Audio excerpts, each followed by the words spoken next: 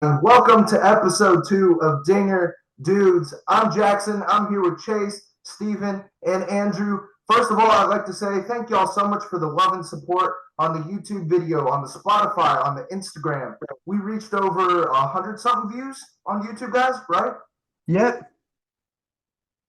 And Yes. our Spotify views were growing throughout the week too. How many Spotify views are we at approximately?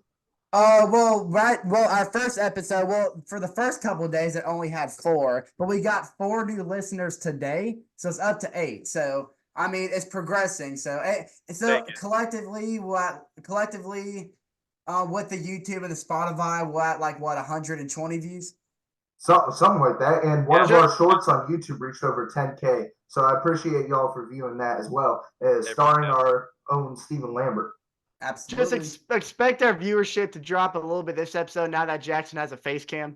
But we apologize for that. It just had to happen. Hey, I apologize for not having a face cam the first time. Honestly, I just had to, it was our first episode and I had to make sure everything was right, Yeah, honestly, it's just crazy when over the week Jackson we posted that short and he said that overnight it went over to like 5,000, then it rose to 6, and then it just kept on going. It's insane. And I was thinking, there's no way this is going to get 10,000 views, and it did. So the traction that got, it was just insane. I've never been a part of something that had that type of growth before, and now I'm just hoping that now that we're a part of this, now that we've got people that are tuning in and not just knowing us from Sports Out of Pocket, we got people that don't even know us from that are tuning into it. So all I want from this is to just keep on doing what we're doing, but at the end of the day, we got to have some fun talking about baseball, boys. Absolutely, man. That's what we're here for at the end of the day.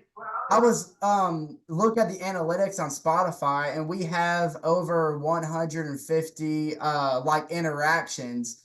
So even though we only have 8 views, we have 150 that either searched it, it showed up on their Spotify podcast list, or suggestions for baseball listeners. So we're getting the name out there. But like Steven said, we're just here to have fun, talk baseball, and we just appreciate all y'all who listen in. Hey, and we even got Todd Frazier to comment on one of our reels as well on Instagram. That's probably the highlight of our entire thing. That's the highlight. Todd Frazier, Mr. Home Run King himself, to comment on one of our Instagram posts. My home run king right there. I remember where I was watching his home run derby in Cincinnati, man. I mean, if we already have MLB legends commenting on our content that we created even before the first episode, then I can only anticipate what's to come from the Dinger Dudes. So yeah, guys, I'm excited, and I'm excited to get into this episode too because there's a lot to cover. Hey, and we're on the road to 100 subs. So if y'all are watching this on YouTube or listening to this on Spotify, make sure to like and subscribe to episode 2 and episode 1 and vote in our polls in the chat. But I want to get into this episode with some infield insights. I want to talk about all the injuries that have been going around the league. Last time in episode 1, we were talking about Ronald Acuna Jr. and Steven was bringing up, I saw an MLB interview. He's only going to be out for 10 to 15 days. Turns out he tore his ACL and is out for the season. I want to see y'all's. Everybody saw the same thing I did. It was a thing where he had in the locker room.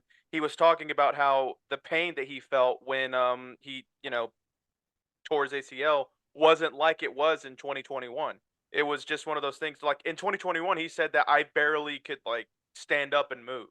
But this one, he walked off the field. It looked like it wasn't as serious. And then, all of us saw the same thing. It just came in. I saw it on the Talking Baseball Instagram page, and it just said that he was out for the season, and I couldn't believe it.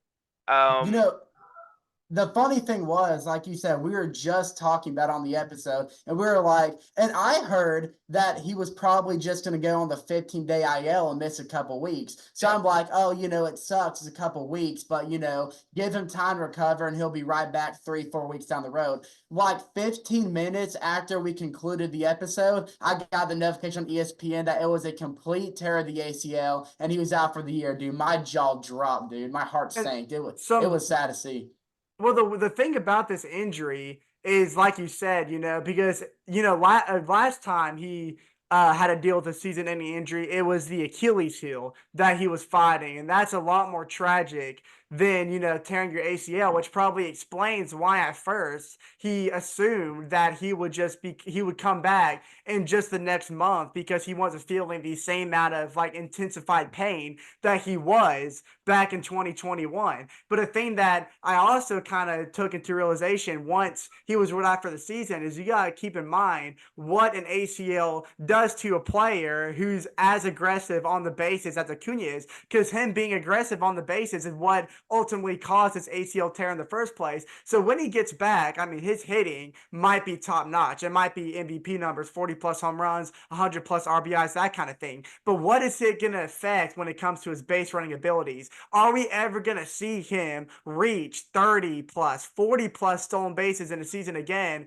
Or is he going to, because, he might have to take it lightly now when he's on base just so he can stay healthy for the upcoming season. So there's a lot in question for what the new version of Acuna might be starting next season. I'm sorry. I was just going to throw in real quick. I'm glad you mentioned that. And even when he does come back, I would personally be okay if he takes a step back with being as aggressive on the base running, not only just to make sure he stays healthy, but you notice he's always been aggressive on the base running, and teams are starting to notice, and that came into realization when he got picked off 3 times in 1 week, twice that Sunday night baseball game against the Mets. So considering that teams are starting to figure that out, it might do him and the team good if he just solely focus on his hitting. Still, don't be scared to steal a base here and there, but maybe take a step back with being as aggressive. Yeah, I've been looking at the current MLB injury report. Blake Snell just went on the IL. Zach Gallen just went on the IL. Ranger Suarez from the Philadelphia Phillies just went on the IL as well after being hit in the arm by Brendan Donovan's hit in last Cardinals-Phillies game. Shane Bieber went on the IL for the season. Joe Musgrave. Joe Musgrove, Darvish as well. John Means out of Baltimore. Like, did you just mention Blake Snell? I can't remember if you said Blake Snell. Blake that Snell. happened, literally hours ago.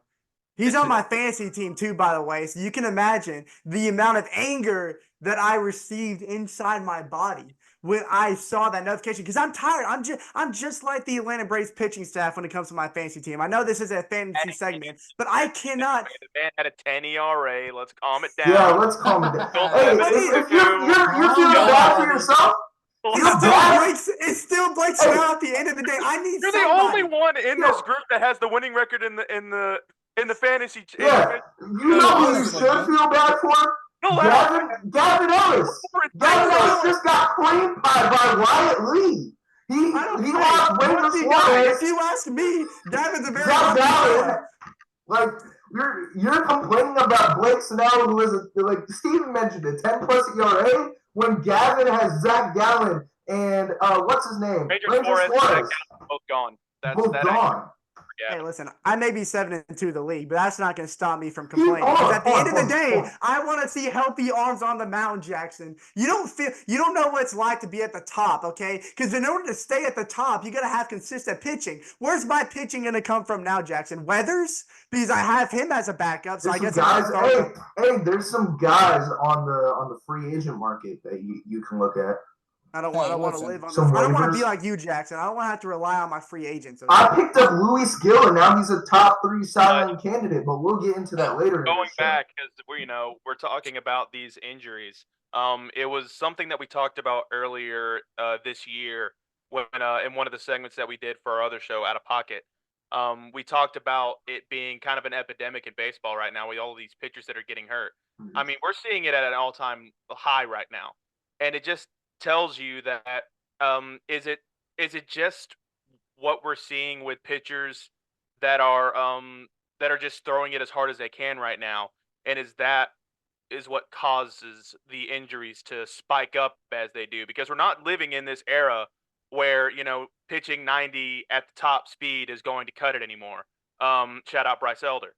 We're talking about pitchers that, like, if you're coming in, if you're going to make it to the majors, scouts aren't even going to look at you if you're not going to be touching, 90 plus miles an hour. Like, they're looking at you to throw that 95 plus heat because they want an ace out of that pitching staff. So I feel like that's kind of what's causing this now. Is that like I mean Tommy John's hurt, like hurt elbows, all of this stuff is just it's the norm.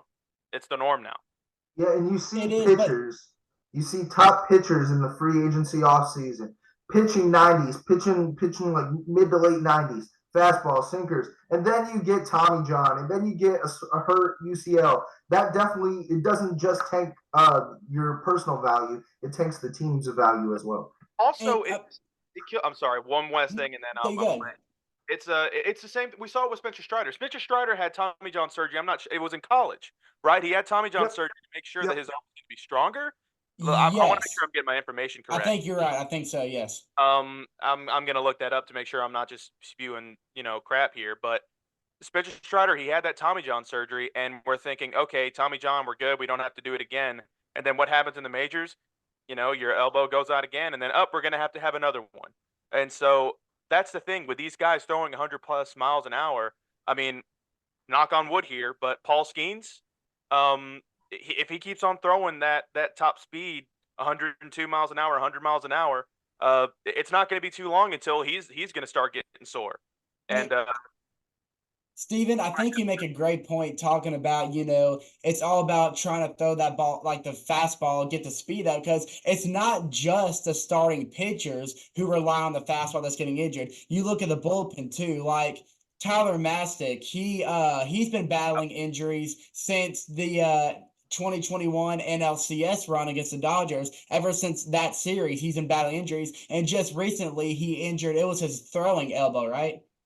throwing elbow, it's another 15-day DL. AJ Minter, Yeah. same thing. Yep. Yeah, absolutely.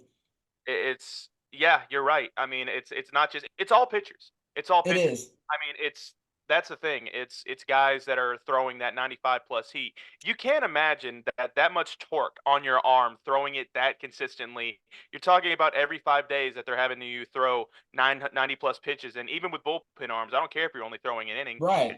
Having to do that consistently. There's so much torque on your elbow. There's so much torque on your throwing arm that of course you're going to have injuries there. It's almost inevitable, and it's impressive that guys that do throw that type of stuff, like I don't understand how they don't have any injuries going on with them. I feel like it's just one of those things where they're trained to do it or throw it a certain type of way to relieve some of the stress when they throw the pitch. Because another thing that we have to think about is that, I mean, nowadays, the reason that when they're throwing so hard like this, you're only throwing 6 innings. We're away from unless you're Max Fried, who's but you're only throwing the 6 innings or 5 innings, and that's considered a good start. I mean, back in the 90s, we're talking about guys that are throwing 150 plus pitches, and that's just the norm.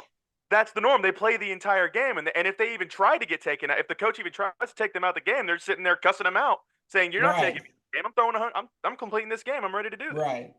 Steven, I'm sorry, Chase. I'm so glad that you brought that point, Steven, because I was talking to my dad about it a couple weeks ago when the Braves were playing in Seattle in that game 1 of the series before AJ Minter came in and blew it off a walk-off home run. But anyways, Max Fried was pitching that game, and he went through 6 hitless innings, I believe. Maybe it was even 7. And then, of course, Brian Snicker comes out to bring in the bullpen when a no-hitter was still in full effect. And I was sitting here telling him, like, that's just so aggravating to me. Like, I get it because he's up to 100-plus pitches, and you don't want to risk him getting injured when you need a guy like Max Fried on the mound, especially since Spencer Strider's already been rolled out. But I looked at him, and I was like, man, it must have been nice back in your day, not really calling him old, but kind of calling him old, because back in your day, I mean, it was normal to see a guy like 100-plus pitches. If he's pitching a no-hitter through 7 innings, they're going to keep him in regardless because they're going to see this, no-hitter play out because they know and they can trust that a guy of that caliber can go 120 pitches if you have to, like Felix Hernandez. I remember his no-hitter, back when he was playing with Seattle in his prime, and his no-hitter it was a 1-0 win. I can't remember who they were playing, but his total pitch count was almost at 130, but that was completely fine because it's Felix Hernandez, and he went out there and completed the no-hitter, and I'm like, man, could you imagine if pitchers could stay healthy like that? Another guy was Tim Lincecum when he had that no-hitter against when the Giants. I think his pitch up to like 150 something, if I'm not mistaken. But I mean, there was no way they were going to pull him out. But No. yeah, again, nowadays, Brian Snicker's just like, I don't care if you're throwing a no hitter. It's not just about tonight; it's about the rest of the season. It's so crazy how we're kind of transitioning into even if you have a no hitter going into the seventh or the eighth inning, they're not keeping you in the ball game. And with the way like pitchers Never. have progressed, it's like managers have no choice at this point. Like, because we've seen injuries all the time, especially Brian Snicker. He's seen enough injuries. Looking at why is my name Mike Soroka? I know it wasn't on his throwing arm; it was Achilles or whatever. But he's seen enough injuries. But like you said, like even if you have a no hitter going, with the way pitchers have progressed and the way they pitch now, you'd rather be safe than sorry at this point. And if pitchers are going to continue to progress this way, and they're going to continue aiming, getting this high fastball, then you have to take care of your pitchers. You have to, like the physical trainers, they have to make sure they're taking care of the throwing arm. And as a manager, you have to be strategic and make sure you're making the right choices, even if it means pulling your pitcher away from history. It's just at this point, it's a smart thing for a manager to do. Hey, piggybacking off of that, I was looking at the MLB report and see 3 pitchers are returning this season from injury, haven't made their season debut yet. Kershaw, DeGrom, and there's one more guy. Scherzer. Who's going to make their biggest impact on their team when they return? Well, what's crazy is that both DeGrom and Scherzer are going to be making their debuts for the Rangers, who, my goodness. I thought, no, Scherzer played for the Rangers in the World Series, didn't he? Not in the World Series. I think he was injured beforehand. Gordon Montgomery was like the starter and everything else for the Rangers. I thought DeGrom was Eovaldi and everybody else. And DeGrom pitched for like 6 games before he got injured for the Rangers. Let me take a look at it. He pitched for them, and DeGrom pitched a couple of games for the Rangers as well until he eventually got injured. Yeah. For me, the thing is, and it kills me because when these two guys are playing the game, it just makes more baseball more entertaining when they're on the field. 2 guys that just cannot seem to stay healthy are Mike Trout and Jacob DeGrom. Mm-hmm. Jacob DeGrom, in like the last 5 seasons, or I don't know how many, the man cannot have a full healthy season. Probably like 2.5. The one healthy season that he did have with the Mets, that I remember this vividly, is when he had like a 2-something ERA or it was like a 197. And he still didn't get any wins because the Mets had no offense. The man would throw 8 innings of like shutout ball and they would lose the game 1-0. I remember that vividly back in the day. But yeah, ever since that one complete season, it's the same thing. Mike Trout, 2019, had that one complete season, and then we have not seen him had a full healthy season. Yeah. So I hope that DeGrom comes back fully healthy, and he does what he does, because it's entertaining to watch him pitch. I mean, watching DeGrom hit with his repertoire is just, when he's on his game, I don't know how anybody, any human, can hit off him. What he has. No, DeGrom, in my opinion, when a full healthy season, is a top 5 pitcher in the league. He's a top 5 starting pitcher in the league, in my opinion. It's interesting that you say that, because I completely agree. But when we were doing our dream team from the 2010s era and our debut episode, the reason that I kept DeGrom off my list over Clayton Kershaw is because in the early 2010s, we saw much more of a healthy Clayton Kershaw than we ever have a healthy Jacob DeGrom throughout the entire decade. And it's devastating, because I completely agree. If Jacob DeGrom does not suffer the injuries that he did, I think he's well-deserved to be picked over Clayton Kershaw. And that's just my opinion. But, of course, injuries tanked his career a little bit. And it's frustrating to see, even as a Braves fan, him getting injured, because I know, yes, the Braves won't have to worry about, him terrorizing us when we go play New York. But at the same time, I know what it's taken away from the game of baseball. Yeah. And that's an exceptional pitcher, a generational pitcher. And I hope that Ranger Suarez, who was leading the MLB and ERA before his injury, his left hand contusion, I hope that once the swelling goes down and they can give him a proper diagnosis, that he doesn't have to go away from the fastball And it's because, of the swelling or whatever. I hope that he can remain healthy, and so we can see the kind of outcome that he has in his career, because it's exciting. He plays for the Phillies, but for the game of baseball, just being a general fan of baseball, I want to see him. I want to see a guy of his caliber, succeed in the most effective way. So it's a guy that's what's so interesting about Ranger Suarez. He's not a guy that's going to sit there and overpower you with his fastball. He does have heat. He throws 93, 94. Yep. But he's not a Zach Wheeler. Zach Wheeler's going to sit there and throw 97, 98 and then hit you with that nasty slider that he has. Ranger Suarez just is he's like a guy that has I think a 4-pitch, 5-pitch mix that'll just sit there and kind of throw you off with he can go to any type of pitch to just put you away. And I saw that in the playoffs of the last 2 years again in October against the Braves, as he was throwing them off. I mean, in Game 4 when we were all at Jefferson's, it was a whole thing of just there's a guy that I feel like we can get to is Ranger Suarez, and he shut us up. I mean, he just shut us down in 2 games that he pitched in the National League Division Series. He's a dog. And so yeah, I agree with you, Andrew. Watching him pitch is entertaining, but it's also very frustrating as a Braves fan. Well, you're absolutely right, because he has so much to his arsenal, and it's scary to know that he can throw you off with those sliders and those off-speed pitches, and then use the 93, 94 fastball as his kill pitch. And it's unfair, and we got to see it firsthand for back-to-back seasons. Well, what you just said, Andrew, with Ranger Suarez, or Steven said with his arsenal, he keeps the pitchers guessing. He, like you said, leads the MLB in ERA. He's up to 79 strikeouts, and he's pitched about 74 innings. And with this injury, we don't know how much he might have to set back a little bit with this hand contusion, how it might affect his throwing when he comes back. And Andrew, I want to highlight what you said back when Jacob deGrom. With his injury, because we know what he was with the Mets, what he could have been with the Rangers, and what he could be when he gets back. But not only is sad for fans, love or hate the guy, it's bad for the game. And you can take a look at Acuna's injury, Mike Trout's injury.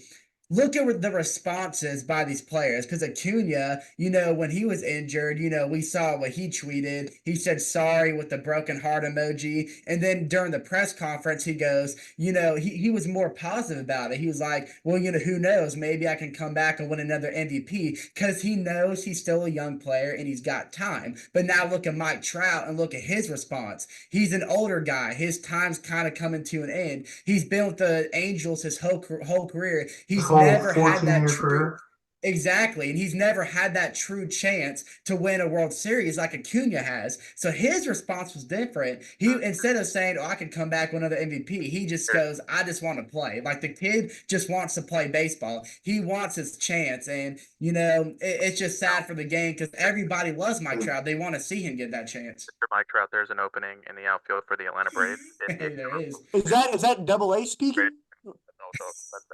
Hey, the Angels probably want to get rid of his contract. The Braves might be able to help him out. We got that money. Maybe we can help him out. And I don't think we'll ever. If I'm being dead honest, I don't think Alex Anthopoulos is ever going to spend that much money on a star player. He's going to try and pull something out of a rabbit out of a hat and just do a 1-year deal.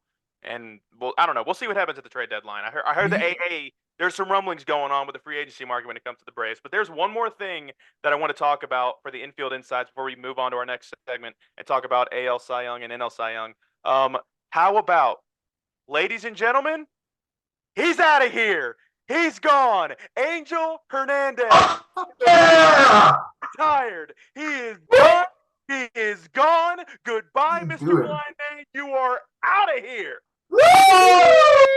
Hey, who agrees that this is the best call Angel Hernandez has made his whole career? Absolutely. I mean, look. Thank Lord, that man is out of baseball. Hey, bro, I've been seeing the comments about doing a tribute video, worst calls compilation. Man, somebody actually did that on YouTube, and I actually looked it up. Oh, man, it was beautiful. The same night it happened, and the fact that it happened on Memorial Day, one of the most it was for America. It was for America. Most patriotic thing in the world. The home of the brave. Angel Hernandez, bye-bye. Dude, you feel like You ever feel like going to celebrate and eating a hot dog and some hamburgers after that news? I don't know what's going to get you in the mood, buddy. That was Dude, so patriotic. Get him out of here. Brought to you courtesy of the red, white, and blue, baby. I instantly wanted 2-3 glizzies down my throat, dude, when I saw Angel Hernandez. In the words of Brendan Will Be Ray. I had that energy, man. That I is needed wild. Brendan Will Be Ray, shout out. Hey, look, look, in a league full of division and controversy, this was one thing that every MLB fan could come together and agree on, that he needed to be out there. And look, I can be a little sauce guy. I can be a little touchy. And look, I was looking at some players. I was looking at some clips of Angel Hernandez. The dude, honestly, is a very humble and loving guy, and I respect him for his humane, humble character. But Angel Hernandez, no, like in the kindest way possible, you picked the wrong profession. Like when it comes to doing your job, you just can't do it. And at the end of the day, you just needed to be somewhere else. He should have been an eye doctor. 100% warranted when it comes to the amount of baseball fans that couldn't stand Angel Hernandez. We're talking about a guy that sued baseball because he wanted to umpire in the playoffs, and MLB literally responded back and said, "You suck at your job. That's why we don't allow you to umpire these games." Bryce Harper couldn't stand him. Kyle Schwarber literally had a freaking panic attack on the field because the man was calling pitches outside, inside, up, down, up. I remember that clip vividly of the Brewers laughing and cheering along with Schwarber because of how bad he was behind the plate. As I said on one of the episodes, he's horrible. As I said on one of the episodes of Sports Out of Pocket, I still believe to this day Angel Hernandez is an industry plant. I mean, look, he's not real. It's not just about. He was able to just make it past the job process without taking the eye exam. That's what it was.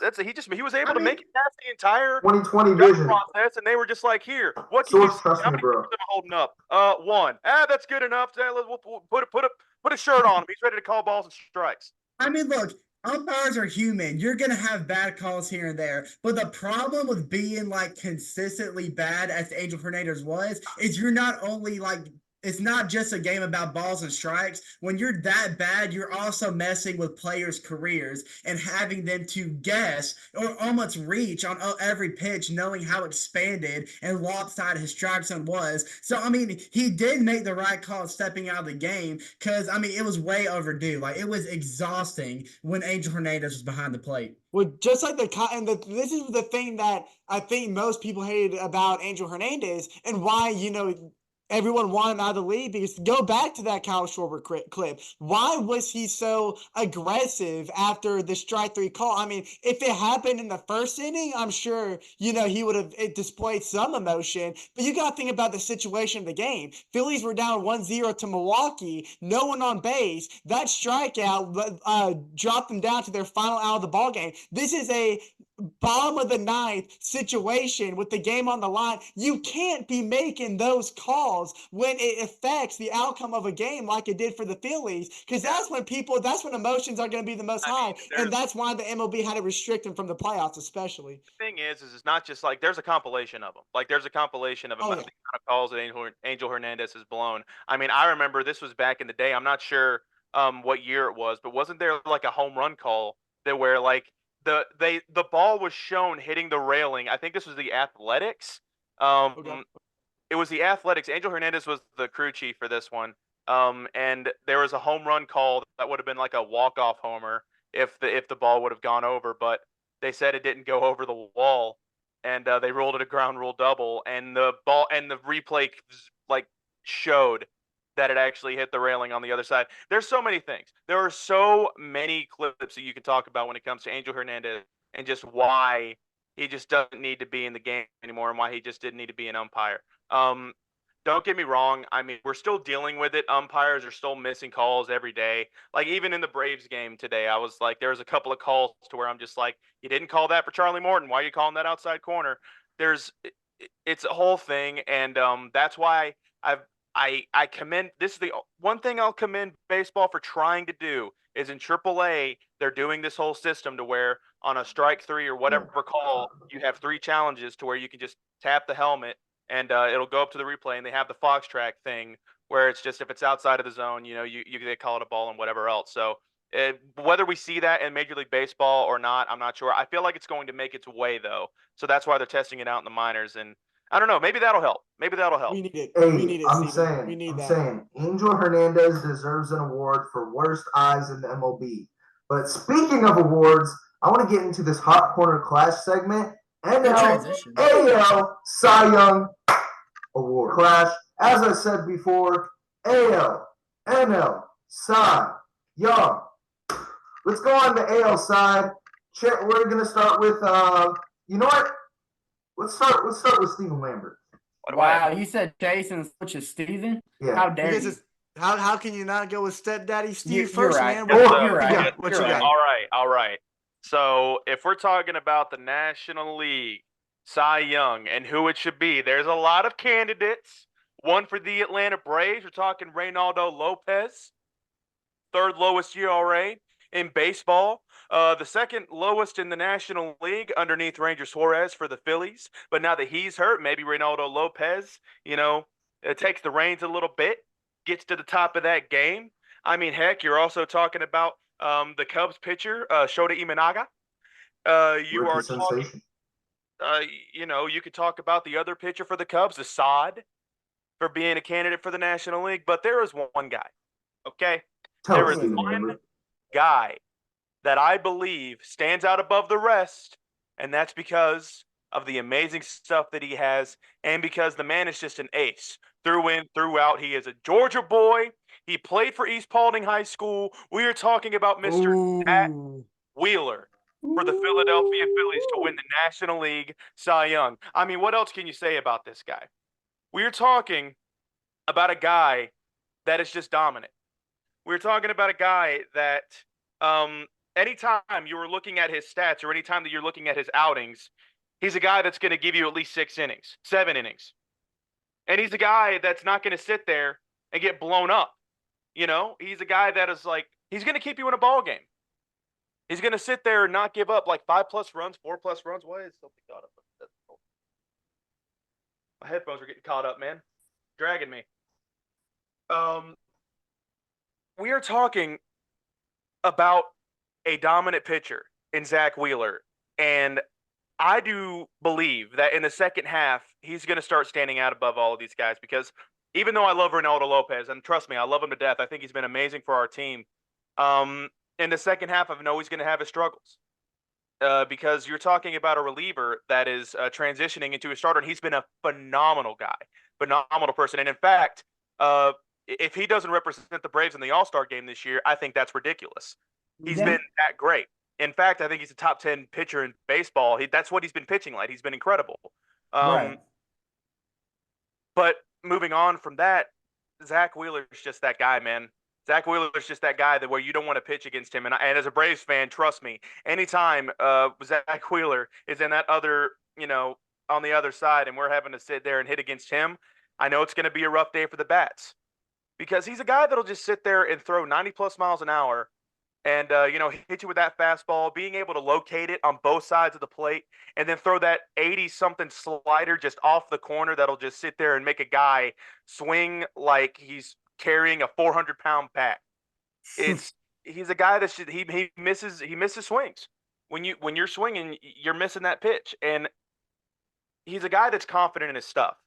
I believe that he's a guy that if he stays healthy, we're going to see him go into this second half and just have the exact same start that he had in. I'm trying to pull up stats here, and my phone is being ridiculous right now. Okay. While you pull up stats, I want you to elaborate on this, Steven, because I think what makes that such a good pick for an NL Cy Young is because he can throw the fastball and locate it like a veteran should be able to, and that gives him the upper edge over pitchers like Reynaldo Lopez, who may not be as experienced. Like you said, he's a transitioning relieving pitcher, but the fact that Zach Wheeler can throw those high heaters and locate them like he can, while staying healthy as opposed to other players like Ranger Suarez, Spencer Strider, now Blake Snell being the new victim. That's what makes him so dangerous, because he is fresh and healthy, and he can stay on the mound day in and day out and give you consistent and reliable appearance on the mound, and he's unhittable, especially when he can throw those high heaters, get ahead in the count, and then use an insane slider as a kill pitch that is in a corner location that's almost unhittable for any hitter. Hey, and I was also looking at Zach Wheeler's stats. Top 10 in strikeouts, top 10 in wins, top 10 in ERA, top 10 in whip, and top 10 in strikeouts per 9 innings. Doesn't Zach Wheeler lead the MLB in total strikeouts? I'm sure he does. No, that's Tyler Glasnow. Oh, right. You're right. Glasnow would be a sleeper. So I want to go ahead and just look, put off some of his last 4 games. The only bad, honestly, let me tell you right now, he's had the first 2 games that he had, he against St. Louis and against Pittsburgh, he didn't do great. I mean, he gave up 3 runs, 5 runs. But then April 20th against the White Sox, that's when the stretch started to happen. 7.1 innings, only giving up 1 earned run. 6 innings against the Reds, only giving up 1 hit, 0 runs. Lost at the Angels, he gave up 5 hits and 1 run against them. Same for the Giants, he gave up 4 hits, 1 run. And then Miami, he had a bad outing, gave up 6 hits, 6 runs there. But then again, Washington pitched 7.1 innings, 3 hits, 2 runs. Texas, 7 innings, 5 hits, 2 runs. And then this last one against the Giants, he pitched 6 full innings, 2 hits, 0 runs. That's consistency. That's a guy that's kind of like Max Fried. That's a guy that you're going to look at and go, I know for a fact that if he is on his game tonight, we're getting at least 6, 7 innings out of this guy. And we're getting dominant stuff. We know for a fact we're going to compete in this game because he's on the mound. And that's going to be the consistency that I'm going to see in the second half, because I know the type of stuff that he has. And if he throws the way that he's been in this first half, I don't see how he doesn't stand out above the competition and he doesn't get a Cy Young this year. I mean, look, Steven, I want to elaborate on what you said. I mean, we talked about how nasty his kill pitch is, and I think he leads the National League in strikeouts, right? He has 85. I believe he leads. No, he doesn't lead him. I think he's like 6th. I just looked it up. Oh, really? In the total MLB, Tyler Glasnow leads the league in strikeouts with 95. Zach Wheeler has 85, and he's 7th. He's Garrett Crotchet for the White Sox. Jack 90. Who? Hey, Jack Flaherty is having a resurgence year, man. He really is. That's funny to see. I'm not picking him for my American League Cy Young. I got somebody else in mind for that because I guess we'll go ahead and transition into that right now. We've got to take a look at Seth Lugo, ladies and gentlemen.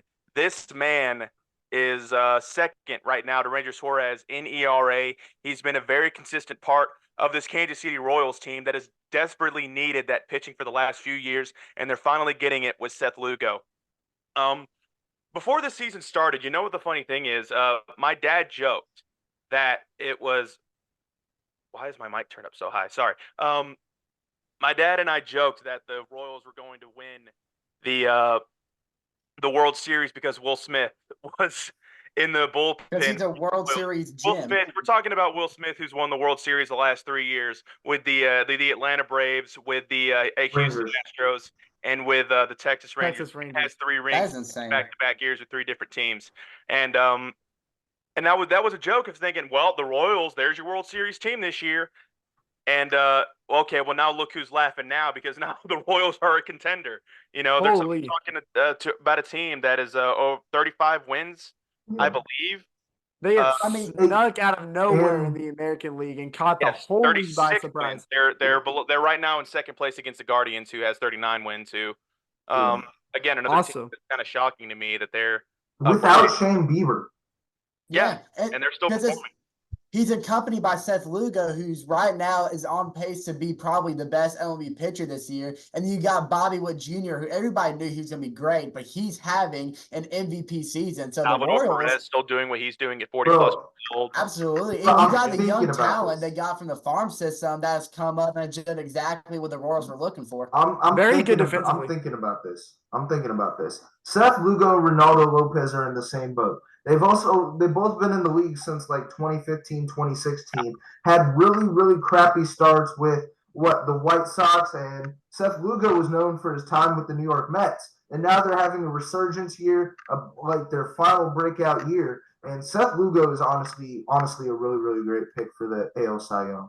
And like you said, so I was going to say, without Shane Bieber, the Royals, they better be praying and thanking Seth Lugo for stepping up in the way he has. Well, you're talking the Guardians are, that's Shane Bieber, but I'm sorry. Seth Lugo. Yeah, The thing is about the Royals is that now they have an ace. They have a guy. Right, yeah. It's kind of like Zach Wheeler for the Phillies. The rotation's actually stepped up around him as well. That's the thing about these Kansas City Royals is that it's just a full team effort right now. It reminds me of 2018 Braves. It just reminds me of a team that just like they got nothing to lose. Everybody figured that they were going to be in the bottom half of the league again. I mean, we're talking about a Royals franchise that hasn't been relevant since 2016. Right. Since the Eric Hosmer Moustakas days. Yeah, and now we were starting to see everything kind of come together for them after all these years of rebuilding.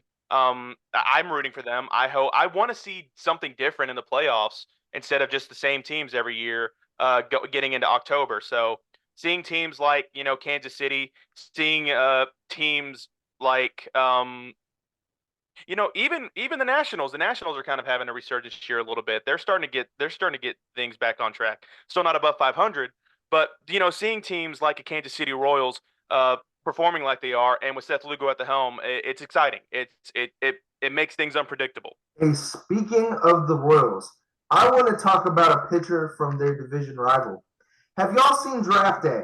I made this reference last episode. You asked this question last episode. And it still made no sense, by the way. Do y'all remember the sticky note part season where Sonny Weaver Jr. put down the sticky note and it said always Vontae Mack? Like, you reference this movie a lot. Well, what does that say? We can't see it. Are you using your Android? There's no way. What's happening? I can't. There's no way I'm going to be able to. Always Tariq Skubal. Tariq Skubal is my AL Cy Young winner. And wait, what'd you say? Skubal. Oh, Skubal. Yeah. That awkward Tariq Skubal, more like Tariq Screwball. Let's see. I'm looking at his stats. He has a 7-1 win-loss record. He has a 2.36 ERA, and he has like 80-something strikeouts. Honestly, thinking about the Tigers, thinking about how bad they've been the past couple seasons, Detroit, the city of Detroit Tigers fans needed a little glimpse of light, needed a little ray of sunshine. And who brought them that? Tariq Skubal. We were talking about Seth Lugo, great pick. I'm pretty sure Corbin Burns might be mentioned later. I don't know. But Tariq Skubal is an amazing pick, and he's my AL Cy Young. But for my NL Cy Young, I also want to reference Draft Day. Dude, what does that say? Hold on. Always. Nope. You're covered. Hang on. I can't read that, Jack. Dog, we can't see that, dog. No. Always Ranger. You know what? I should have wrote like marker or something. Always Ranger Suarez. Give me Ranger Suarez. That injury might hurt your. He's on a day-to-day. It's all right.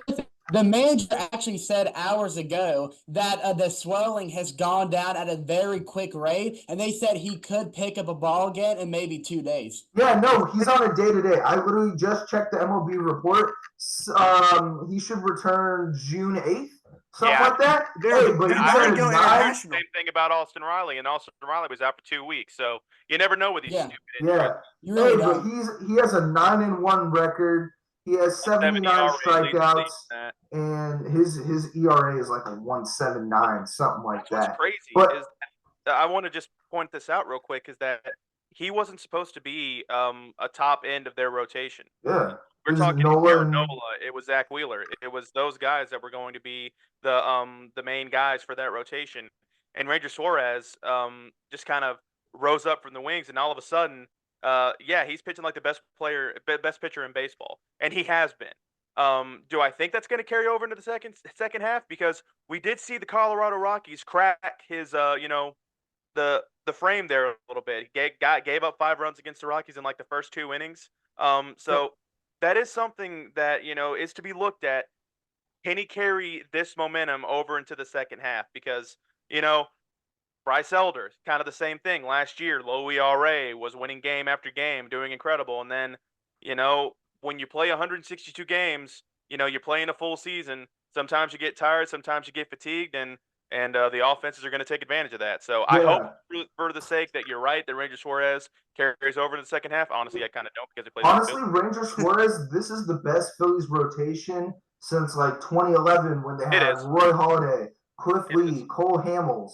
And with the trio of Ranger Suarez, Zach Wheeler, and Aaron Nola, and to see that they have the best record in the MLB right now, honestly, the Phillies are a really tough team to beat. And, watch out for them. Not too tough. We did it 2 times at the beginning of the year.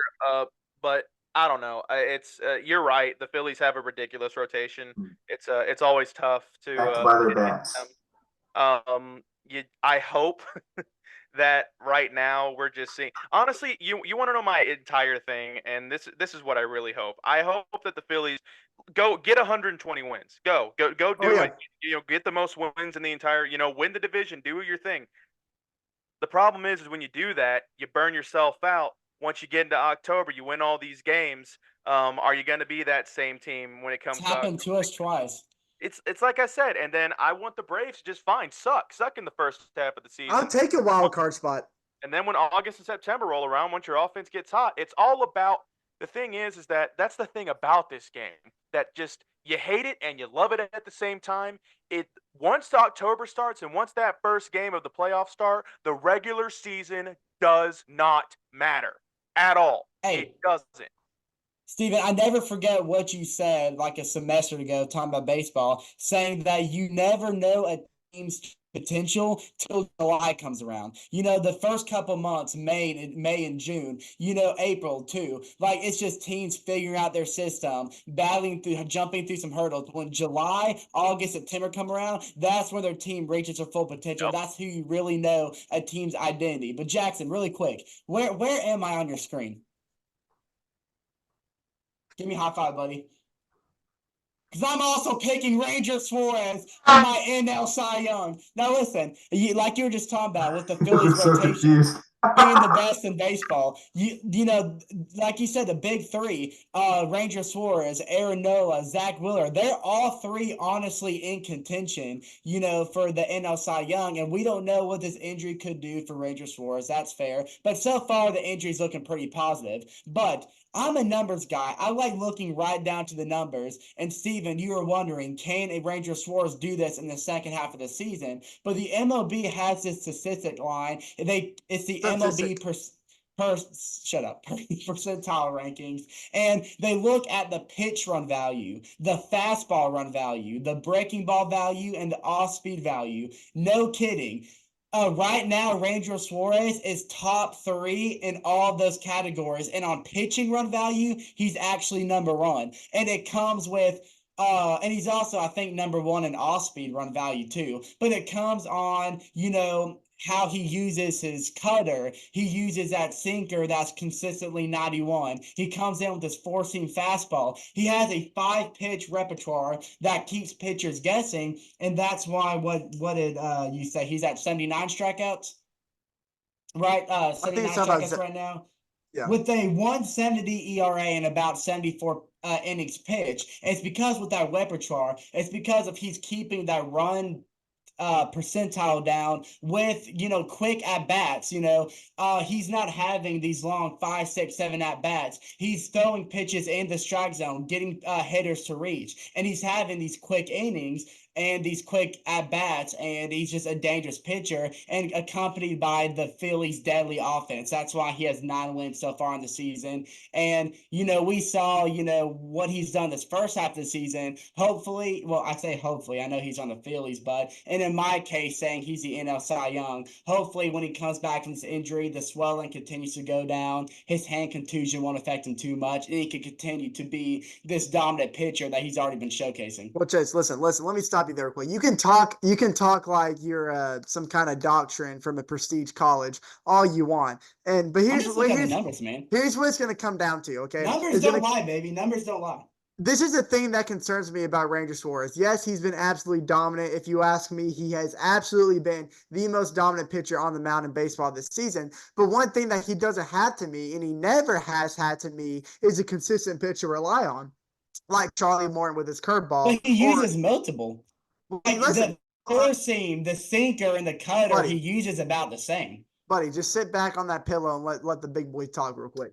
Because you're absolutely right. He has such a big arsenal on him, but like we saw against the Rockies, that can open the door up to excuse me, batters being able to locate, or read his pitches coming off the hand because he is vulnerable. He's a vulnerable guy, and if his stuff is not accurate, if he's not pinpointing his pitches like he has this year consistently on the mound. Let's say it does get middle of the season, or it does get to October, or he's scheduled a pitch in an international game. It all depends on if the Swat can go down or not.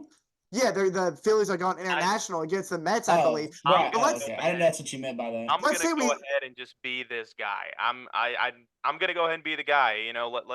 Let me be the advocate here when it comes to the Ranger Suarez doubt train here, and talk about the lineups that he's faced this year. Look, thank you, Steven. You can say that for the Phillies as a whole. 6 games against the Phillies. We're talking about that's the only games that they have played against above 500 teams. What's going to happen when Ranger Suarez faces a Dodgers lineup? What's going to happen when he faces a Guardians lineup? What's going to happen when he? Don't get me wrong, he's faced good lineups. I'm not saying that Ranger Suarez has not been dominant. I don't want that to be here. I don't want to feel like that I'm getting on the Ranger Suarez hate train. He's been great. He's been dominant. But what's going to happen when he faces a team that's going to sit there, raise that pitch count up, and like Andrew said, what's going to be that pitch to where if he's down in a 3-2 count with bases loaded, what's going to be the pitch that he relies on? And is it going to be that sinker, that cutter that you were talking about? And if he leaves that over the plate, bye-bye baseball.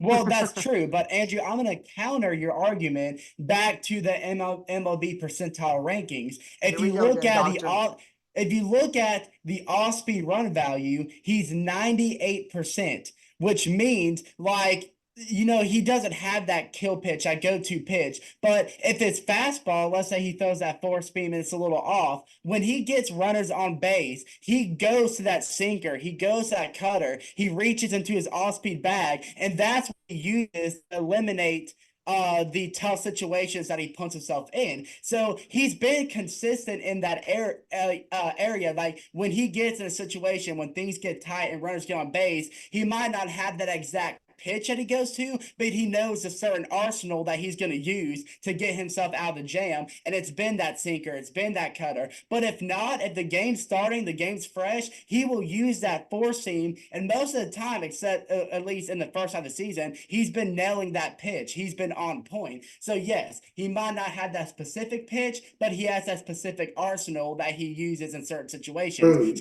your counter. Numbers don't lie. What you got to say about that?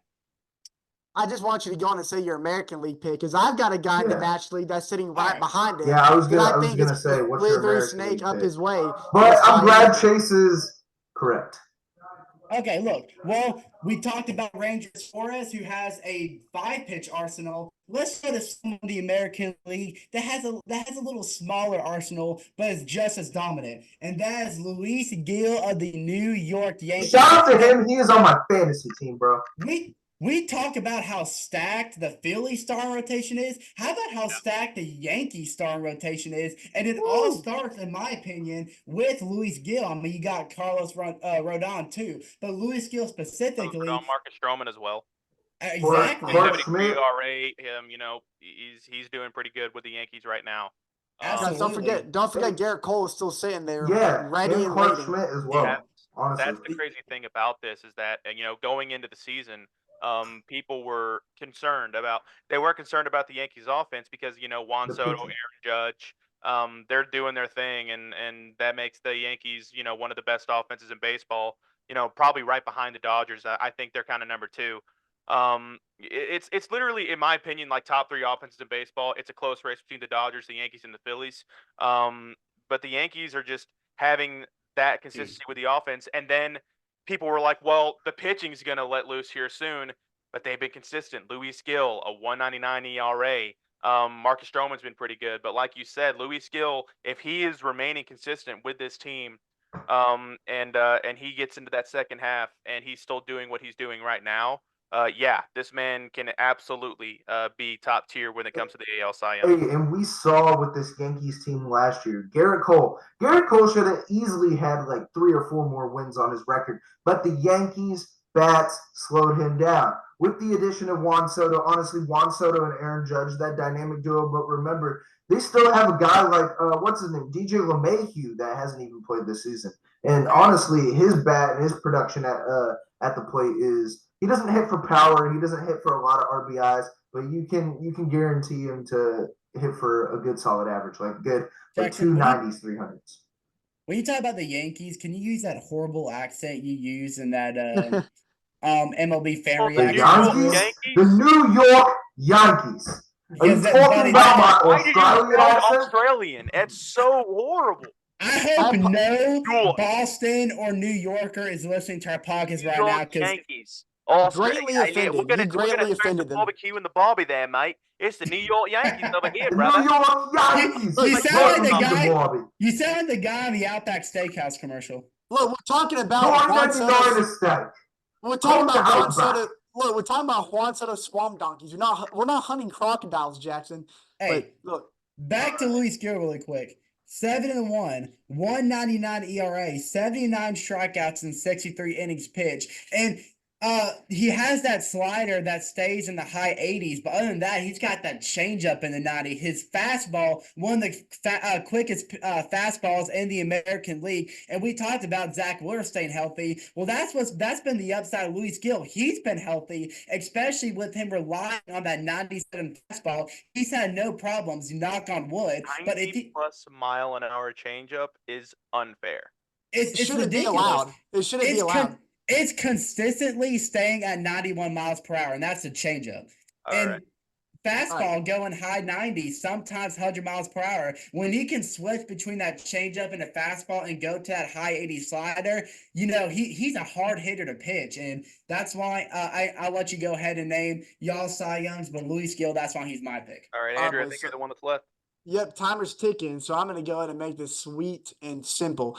Going over to the National League side, Chase, and I'm using you specifically because I want to counter your Ranger Suarez pick because there's a guy like y'all have also talked about. Well, we haven't talked about him yet, but we did in our debut episode, and he is fresh into the MLB. I'm talking about rookie potential right here, and so which means he hasn't even touched any injury, the injury bug that's been floating around the majors. He's got a healthy arm right now, and that man is Shota Imanaga from the Chicago Cubs. And let me just tell you what he's doing on the mound as a rookie. Sitting with a 5-1 record, ERA below 2 right now, specifically a 1.86. And that is then he sits with those stats after having started in 10 games for the Cubs this season.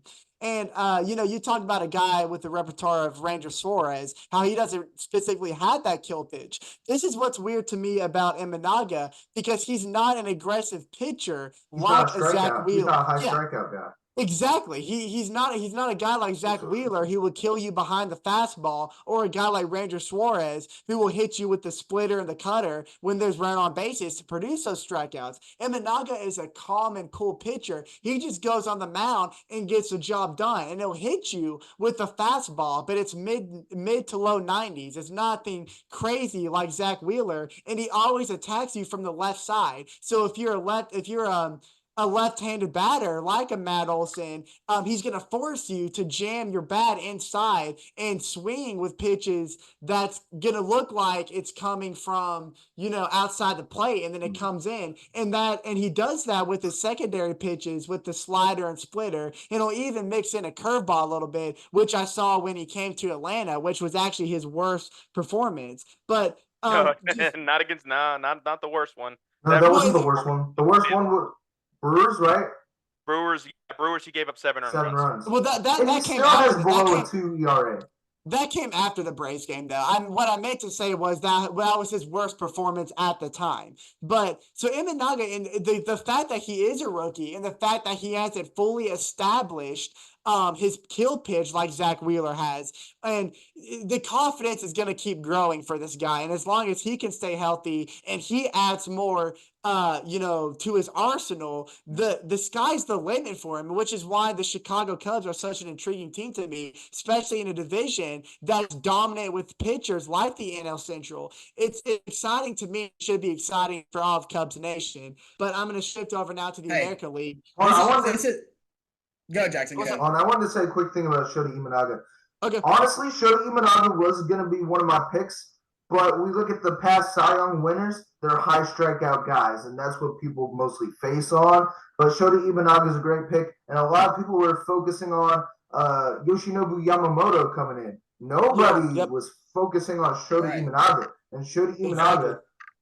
Yamamoto's been doing great, don't get me wrong, but Imanaga has blown him out the water. And you can do your homework. You can do your homework on Imanaga all you want, but like I said, the fact that he is a rookie means that there's still left to. Yeah, there's left, but he's a rookie in the MLB. There's left to figure out about this pitcher that hitters have not fully, pinpointed yet. And to your point, he's not a high strikeout guy, but he can load that statistic up like he did against Pittsburgh a few days ago when he accounted for 8 strikeouts and an 8-0 win. But Chase, make it quick because we are running out of time. Go ahead. It wasn't. Yeah, it wasn't go ahead, relevant. Andrew. Who's your AL Cy Young? It wasn't. Can I go ahead and I believe we talked about it, and I think that this guy is, because I remember his debut. Go ahead and just say who the AL Cy Young, and then I'll talk about it. Well, actually, mine was actually going to be Tarek Skubal. Did I say that right? Never mind. I thought who mentioned Tanner Howick. Did anybody mention him? I don't think so. Well, I mentioned him when I was naming out my list, but I'll go ahead and make my case real quick, Steven, and then you can jump into whatever you were going to say. But so the thing that, and I'm not going to touch on the points that Jackson's already made. I'm just going to recognize his development throughout the years because I think he's been in the league for a total of 5 years, if I'm not mistaken. But if you look at his worst season, which dates back to 2021, he ended the year with the 8-12 record and an ERA of 4.34, which is still pretty impressive, accounting that he went on the mound 31 times throughout that stretch. But what he's done this year, now keep in mind, his record was 8-12 that season. We are in the peak. We are in the door to July has just now cracked open, and he's already sitting with 7 wins to his name in just 11 game started, and his ERA is sitting right there at a 2.01. I believe that might not be current. 2.01. You're right. Yeah, 2.01. And the thing that's fascinating about this guy to me when I watch him pitch, because I have watched him pitch a couple times, and we might see him in Atlanta here in a couple weeks. But what's so fascinating about me is his windup. His windup is can be very intriguing and very intimidating to some hitters because it's weird because it's when he delivers it from above his shoulder, or I'm trying to remember exactly how it's done. And I heard MLB analysis guy speak on it. But when he throws off-speed pitches compared to his fastball, the reason why you can't read it off the hand is because of his release point. And a lot of batters, dictate the pitch that's coming because they try to quickly read it off the hand. But it's nearly impossible for when you're talking about this guy's delivery. And I think MLB pitcher and a guy like Imanaga can take notes because that makes any pitcher more deadly when you can't see what's coming. And I think it's really fascinating because you don't see a lot of guys high pitch deliveries or high pitch types using their delivery. So shout out to him. Shout out to the creativity on the mound. All right, I believe we're pretty much like on the edge of time here. So we got 2:30 left. So I don't know. I don't know if you want to quickly touch on what you're going to say. Okay, so one quick thing, Tanner Howick. Again, another guy that's a low ERA in the game. I have to go back here real quick because my phone's being amazing. 185 ERA. Tanner Howick. I remember his debut against the Braves. It was during COVID year. It was like at the last year in 2020, and I saw this type of stuff that he has. He's a guy that can just dominate you with that slider that he has, and he has a high fastball. Is a guy that can dominate, and we've seen that with the Red Sox. So there's another guy that could possibly, if he carries over the momentum in the second half. One other guy that I want to talk about, Max Fried. If he pitches, did anybody say Chris Sale? 3 games going into the second half, the first 2 games sucked. Ever since then, we've seen Max Fried at the top of his game. He's not You get on that league. Max Fried for the rest of the year, dear God. Yeah, you're talking about a guy that can definitely be in the NL Cy Young rankings. But okay, that's all I have to say. I believe it's time for us to say goodbye to the folks. Jackson, do you want to close us out since you opened us in? I guess so. Well, thank you everybody for listening and tuning in. Spotify, Instagram, YouTube to episode 2 of Dinger Dudes. For Chase, Andrew, and Steven, we will see y'all next week for episode 3. Pay Peace out, attention. y'all. Pay attention to the socials. We'll get the links up for y'all whenever we upload the episode. We're So gonna y'all be can tune posting in. some more stuff hopefully soon. So Hey, road to 100 on Y'all YouTube. later. Like and subscribe, y'all. I'll see y'all next week. See ya.